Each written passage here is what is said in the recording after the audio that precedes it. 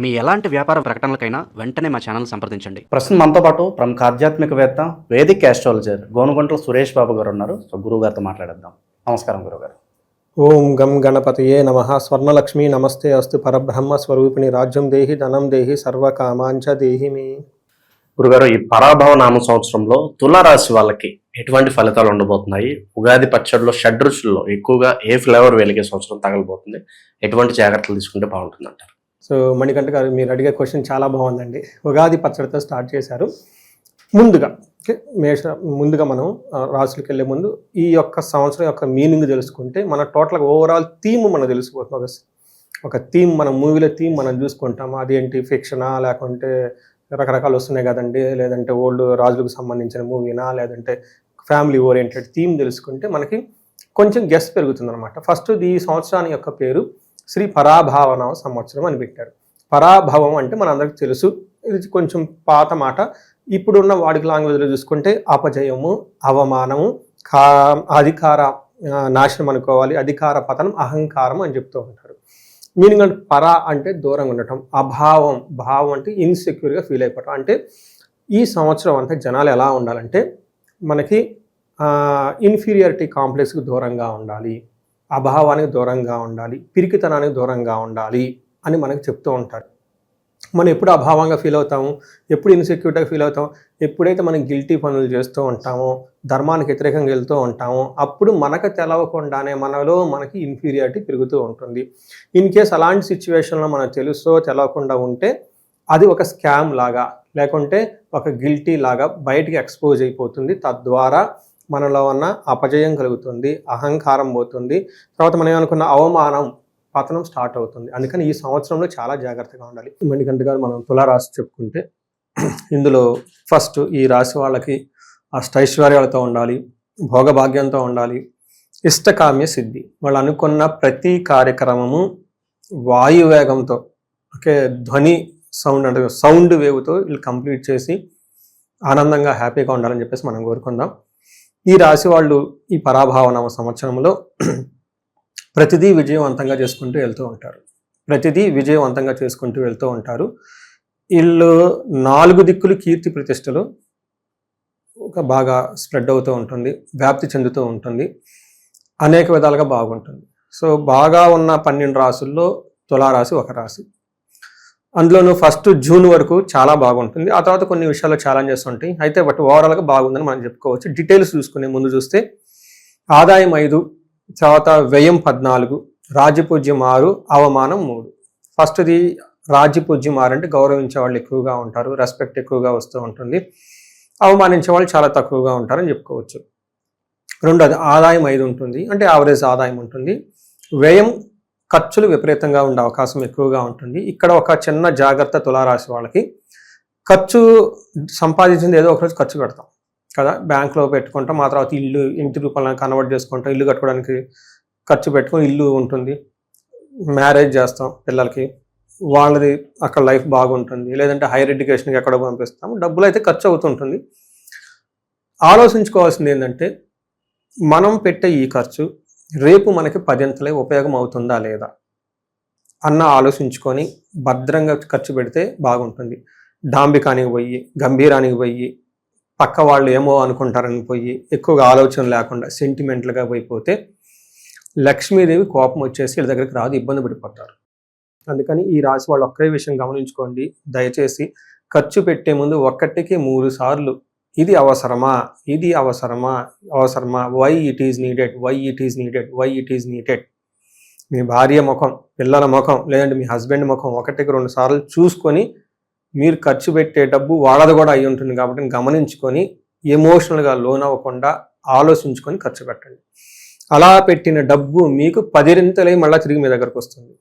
Wrong ట్రాక్లో కనుక పెట్టేసిపోతే అది డబ్బు రాదు. ఒక్క విషయాన్ని గమనించుకుంటే మీరు ఈ 2026వ సంవత్సరంలో మీకు ఏమంటారు, మీ అదృష్టాన్ని ఆపేవాళ్ళు ఇంకెవరు లేరు అని గమనించుకోవాలి.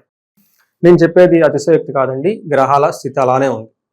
మీరు నా దగ్గర తెలిసిన, నేను థియరీ చెప్పటం లేదు, మన మహర్షులు ఇచ్చిన జ్ఞానాన్ని కలుపుకొని నాకు వచ్చే డైలీ కాల్స్ని కూడా వాటిని యొక్క ఫీడ్బ్యాక్ తీసుకొని దాన్ని బట్టి హార్వర్డ్ కేస్ స్టడీ లాగా చేసి చెప్తూ ఉన్నాను. ఈ రాశిలో నాకు తెలిసిన వాళ్ళు చాలామంది, నాకు ఇష్టమైన వాళ్ళు చాలామంది ఉన్నారు కాబట్టి పర్సనల్గా కూడా ఎమోషన్స్ ఉంటాయి కాబట్టి అవన్నీ కన్సిడరేషన్ తీసుకొని నేను చెప్తూ ఉన్నాను, గమనించండి. రెండోది, ఎందుకు ఇలా చెప్తున్నానంటే శనికి వీళ్ళు 6వ స్థానంలో ఉన్నారు. శని ఎప్పుడైతే 6వ స్థానంలో ఉన్నారో వీళ్ళకి సపత్న క్షయం, ఎనిమీస్ అనేవాళ్ళు వీళ్ళకి దరిదాపుల్లో ఉంటారు ఏ విషయంలో కూడా. రెండోది, గురువు వీళ్ళకి 9వ స్థానంలో ఉంటే సుఖ ప్రాప్తి.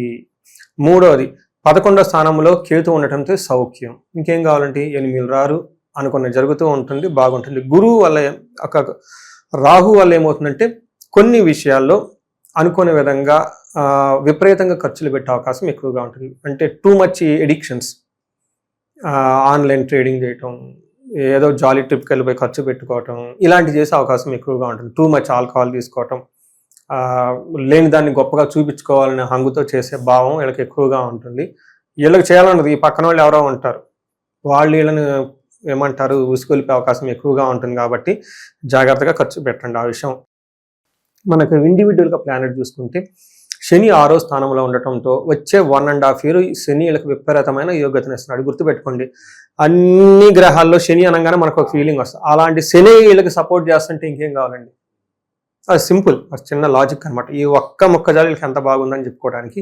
శని 6వ ఇంట్లో ఉంటే ధన ధాన్యాభివృద్ధి, బంధు సంతోష వర్ధనం, స్త్రీ సౌఖ్యం, గృహ నిర్మాణం. ఇంక చాలు కదా, ఇల్లు కట్టుకుంటారు. ఇంట్లో లేడీస్ అయితే జెంట్స్కి కంఫర్టబుల్గా ఉంటారు, ఇంకా జెంట్స్ ఉంటే హస్బెండ్, పిల్లలు, ఆఫీస్లో ఉన్న వాళ్ళంతా బాగా హ్యాపీగా ఉంటారు.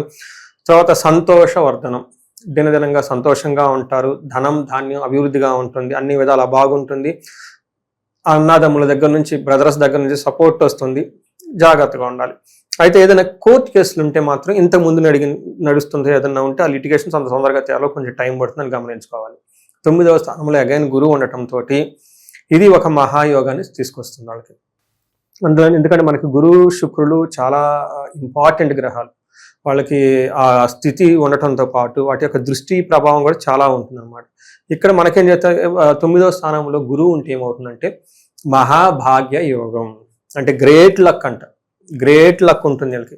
అందుకని ఎలాంటి లక్ అంటే స్వధర్మం, కులాచార, గృహ లాభ సుఖ భోజనం, నిత్య స్త్రీ జన సంభోగ సంపర్క నవమస్తే భవేద్ గురువు అంటారు. అంటే లేడీస్తో బాగుంటారు, ఫుడ్ బాగుంటుంది, గృహంలో చక్కగా ఉంటుంది, లాభప్రదంగా ఉంటారు, పిల్లలు కలిగే అవకాశం ఎక్కువగా ఉంటుంది, బ్రదర్స్ సిస్టర్స్తో బాగుంటుంది, హెల్త్ చాలా బాగుంటుంది. సో అన్నీ బాగుంది కాబట్టి అంతా బాగుంది.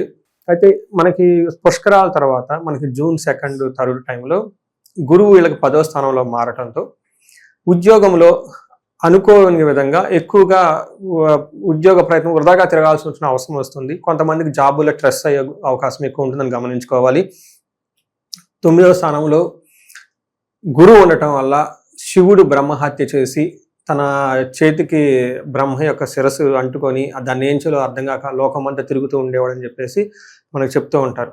అంటే పురాణంలో ఈ స్టోరీ ఎందుకు చెప్పారంటే శివుడికి యొక్క జన్మ రాశి ప్రకారం 10వ స్థానంలో గోచారంలో గురువు ఉండటంలో ఇలాంటి జరిగింది అని చెప్తారు. అంటే ఇన్ సమరీ మనకేం చెప్తారంటే ఉద్యోగంలో కొంచెం ఎక్కువగా తిరగటము, కొంచెం ఎక్కువగా భయపడుతూ ఉండేది, వాళ్ళు చేయాల్సిన పని కాకుండా వేరే పని చేస్తూ వృధాగా తిరిగే అవకాశం ఎక్కువగా ఉంది. కాబట్టి కొంచెం డిసిప్లిన్డ్గా ఉండి రెస్పాన్సిబిలిటీ ఎక్కువగా తీసుకుంటూ ఉంటే బాగుంటుంది.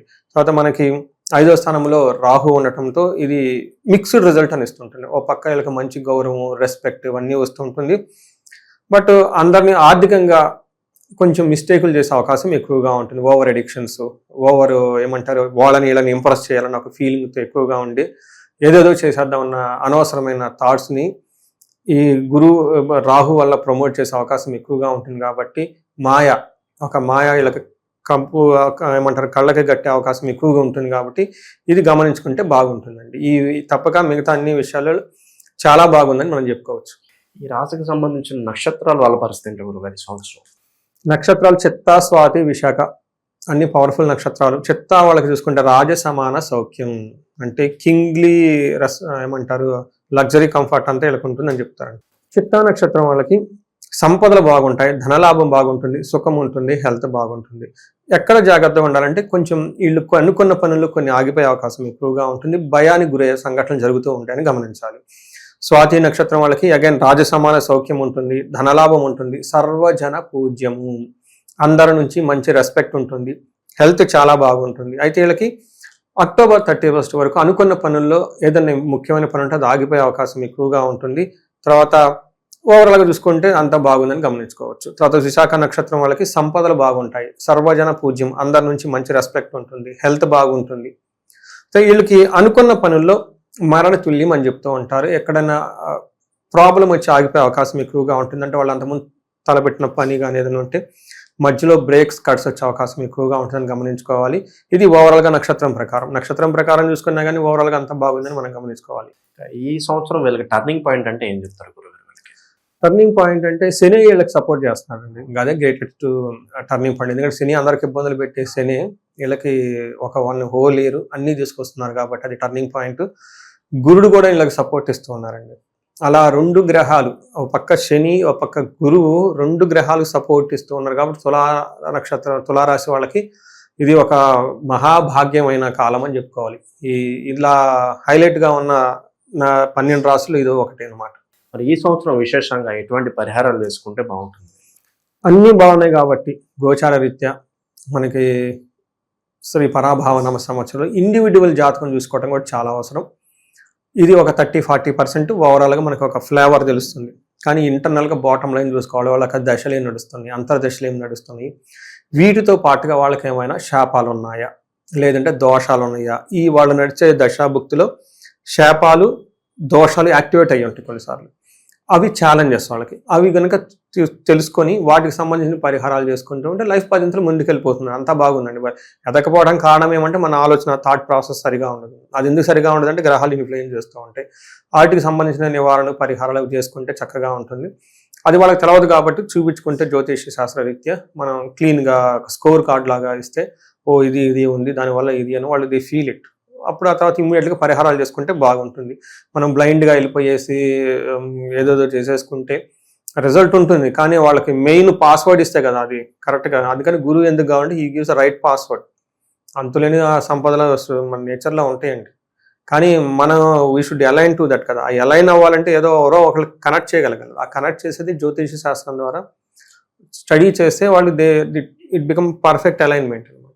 అందుకని చెప్పేసి డబ్బులు సంపాదించిన వాళ్ళు, కీర్తి ప్రతిష్టలు సంపాదించిన వాళ్ళంతా సూపర్గా ఇంటెలిజెంట్, సూపర్ ఐక్యూతో ఉన్న వాళ్ళు ఏం కాదండి. బట్ డే లైఫ్, వాళ్ళు పాటించే పద్ధతులు, వాళ్ళకున్న ఆధ్యాత్మిక శక్తి, they will help them to sail the boat so long and so strong. ఓవరాల్గా ఈ సంవత్సరం వీళ్ళకి ఏ విధంగా కలిసి వస్తుంది, ఎటువంటి జాగ్రత్తలు తీసుకోవాలి, మంచి విశ్లేషణ అందించారు. ధన్యవాదాలు.